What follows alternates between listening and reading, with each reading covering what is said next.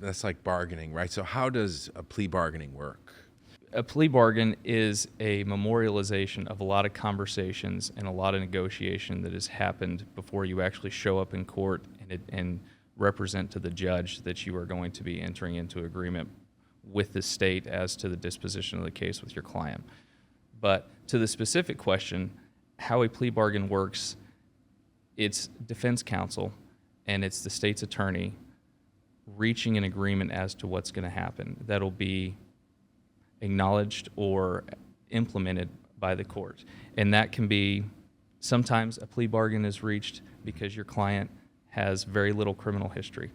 Sometimes a plea bargain is reached because the state has gotten into the case and realized that factually it's not as strong, or they're unlikely to meet certain elements of the charge.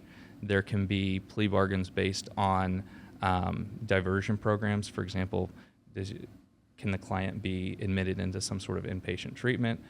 But a plea bargain, there's a lot of roads to a plea bargain. So it allows the attorneys to get creative and advocate for their client based on the facts, based on their criminal history, and based on the circumstances. It's like a lot of things come into play.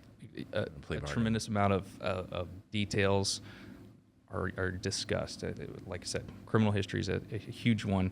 The facts of the case, sometimes it can come down to certain state's attorneys or certain prosecutors feel more strongly about certain types of charges. Sometimes if a case has been lingering for a while, it tends to find its way to a lower portion of the caseload Right. on the state's attorney's desk. So a plea bargain can be a cocktail of all those different things. Yeah, a cocktail of convenience.